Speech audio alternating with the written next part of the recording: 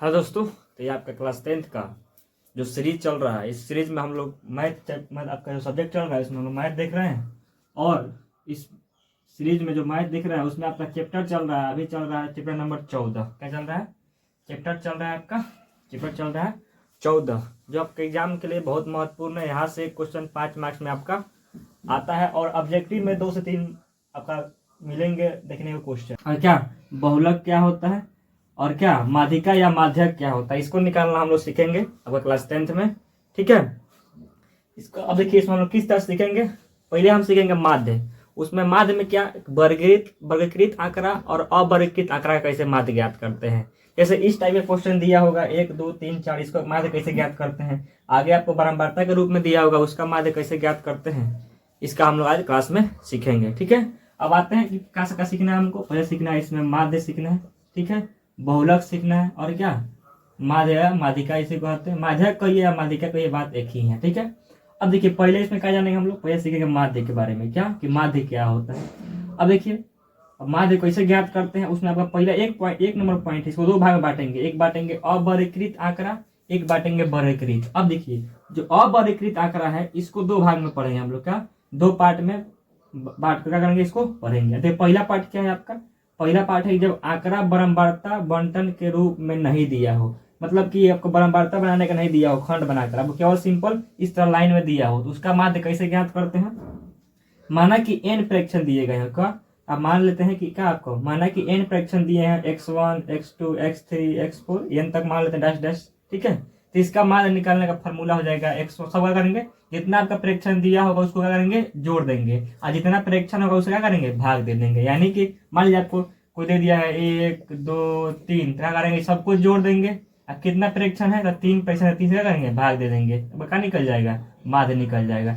और ये सूत्र समझ लीजिए, उसका क्या करेंगे हम लोग आगे बढ़ेंगे इसको देखते हुए। ठीक है, अब क्या करते हैं, ये आपका माध्य का फॉर्मूला हो गया x1 plus x2 plus x3 plus dash dash क्या xn। यहाँ पे xn लिखा हुआ है, बटा क्या बटा आपको यहाँ n लिखा गया। इसी का करते हैं हम लोग इस रूप में लिख सकते हैं, क्या माध्य, इसको पढ़ते हैं हम लोग, इसको पढ़ते हैं समेशन या सिग्मा कह देंगे इसको, क्या मतलब जोड़ने के लिए। किस लिए यूज होता है, बताता है कि इसको जोड़ा गया है। यहाँ आई लिखे हैं, आई बराबर 1 से n तक, यहाँ एक्स आई छोटा सा लिख देते हैं यहाँ पे, क्या एक्स आई बटा n। ये आपका फॉर्मूला हो गया माध्य का। अब देखिए आपको ये समझ में नहीं आया होगा फॉर्मूला, सिंपल इसको याद रखिए कि माध्य बराबर क्या होता है, सभी प्रेक्षणों का योग बटा क्या प्रेक्षणों की संख्या। माध्य बराबर क्या होता है, सभी प्रेक्षणों का योग बटा क्या प्रेक्षणों की संख्या। आपको इस पर एग्जाम्पल दिया हुआ है, मान लीजिए आपको क्वेश्चन दे दिए, इस जो अभी पढ़ाया आपको अवर्गीकृत आंकड़ा, उस पर क्या उसमें क्या आंकड़ा में क्या था, जिसमें बराबरता नहीं दिया, उससे कैसे निकालते हैं। सिंपल आप याद रखिएगा, जिसमें आपको बराबरता नहीं दिया होगा उसमें सिंपल आप क्या करते हैं, जितने आपको आंकड़ा दिए होंगे उसको जोड़ दीजिएगा, और जितना आंकड़ा होगा उसका करेगा उसकी संख्या से भाग दीजिएगा।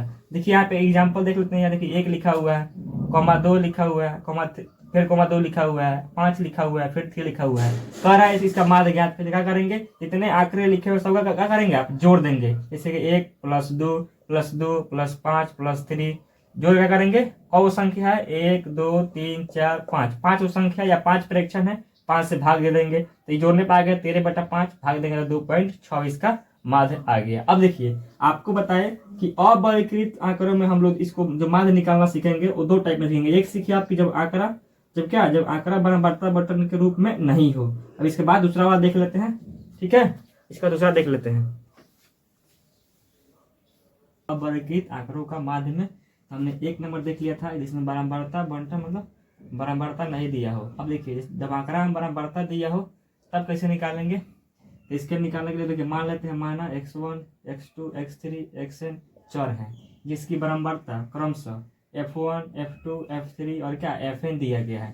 तो इसका मान निकालने का फॉर्मूला क्या करेंगे, पहले इसको बीच आपस में करेंगे, गुना करेंगे तब जोड़ेंगे। अब बटा ये कितना है, कौ है 1 2 3 गिन लेंगे, n तक है, n तक लिख दिए, जितना दिया हो उसको क्या करेंगे नीचे लिख देंगे और जोड़ देंगे। क्या करेंगे माध्य बराबर क्या करेंगे, इसी को लिख देंगे समेशन या सिग्मा बराबर i से 1 यहाँ n f i x i। अब बटा में क्या करेंगे सिग्मा i से 1 यहाँ पे n मतलब i बराबर 1, मैंने 1 से जाना है कहाँ तक n तक, और क्या यहाँ f i, या इसी को sigma f i x i बटा क्या सिग्मा f i लिख सकते हैं। अब देखिए इसको बनाएंगे कैसे, अब देखिए यह तो समझ में आ गया होगा। अगर समझ में नहीं आएगा तो क्वेश्चन में कैसे बनाएंगे। मान लिया आपको चर दे दिया गया एक्स आई या बारंबारता एफ आई, तब क्या करना है, यहाँ पे आपको एक्स आई एफ आई निकालना है। क्यों? क्योंकि फार्मूला में आपको फार्मूला में आना चाहिए निकालने पर। देखिए सबका निकाल लिए, एक्स आई, इसका भी एक्स आई एफ आई, इसका भी निकाल लिया। कैसे निकाले? तो इसको और इसको गुना करेगा, इसको निकाले। आपको ये दिया हुआ था, मतलब आपको ये मान लीजिए आपका सूत्र तो जो क्वेश्चन होगा उसमें दिया रहेगा, आप इसको निकाल लीजिएगा। कैसे निकालिएगा इसको? यहाँ एक्स आई है, यहाँ एफ आई है, इसको कहते हैं एक्स आई, इसको कहते हैं एफ आई। तो इसको आपस में गुना करना है। 2 एक गुना करने का आ जाएगा आपको 2 आ जाएगा। यहाँ पे 2 और 2 गुना करके आएगा 4 आ जाएगा। यहाँ पे 3 और 4 गुना करके आपको 12 आ जाएगा। ठीक है, यहाँ पे 4 1 गुना करके आएगा आपको 4 आ जाएगा। अब देखिए अब गुना कर लिए। अब मास बराबर फॉर्मूला क्या होता है कि सिग्मा एफ आई एक्स आई बटा क्या, सिग्मा आपका क्या एफ आई। सिग्मा को या समेशन को ये इसको, इसका मतलब होता है कि इसका जोड़, मतलब इस पूरे का जोड़, जो सबको ही जोड़ेंगे, इस सबको जब जोड़िएगा आप, इस सबको जब जोड़िएगा तो कितना आएगा जोड़ने पर 22। और नीचे लिखा है एफ समेशन एफ आई, मतलब आपको इसको भी जोड़ना है। जब इसको जोड़िएगा तो कितना आएगा आपको, इसको जोड़ने पर आपको 9 आ जाएगा, इसको जोड़ने पर 22 आ जाएगा। तो क्या करना है, यही क्या करना है, सूत्र में बैठा देना है यहाँ पे। तो यही बैठा दिए हैं, 22/9 कर दिए हैं, भाग दीजिए कितना आ गया 2.4 आ गया। अब देखिए आपका ये जो पहला विधि था निकालने का अवर्गीकृत आंकड़े का माध्य निकालने का, जिसमें हम लोग जब आंकड़ा जब बराबरता बटन दिया हो तब, और 1/1 नंबर जब बराबरता बटन नहीं दिया हो तब, उसका निकालना हम लोग सीख गए। अब क्या करेंगे हम लोग वर्गीकृत आंकड़ा में सीखेंगे। वर्गीकृत आंकड़े का मान निकालना सीखेंगे। क्या आपको दिया हुआ कल में यहाँ से अ हट जाएगा, मतलब अगला दूसरा पॉइंट है आपका, दूसरा पॉइंट है कि अ मतलब क्या वर्गीकृत आंकड़ों का विधि। तो उसमें हम लोग क्या करते हैं, प्रत्यक्ष विधि लगाते हैं, और उसमें क्या करते हैं कल्पित माध्य विधि का उपयोग करते हैं, पग विचलन विधि का उपयोग करते हैं। वो उपयोग कहाँ करते हैं, वो विधि जब आपका जब आंकड़ा होगा वो क्या होगा, वर्गीकृत होगा। अवर्गीकृत में उसका उपयोग नहीं करेंगे, कहा बेकार में टाइम ज्ञान करने का, उसका उपयोग अवर्गीकृत वाले में करेंगे। ठीक है, आज की वीडियो में इतना ही रहने देते हैं, हम मिलते हैं कल के वीडियो में और इस पर कुछ क्वेश्चन देखेंगे। और ठीक है, चलिए जय हिंद।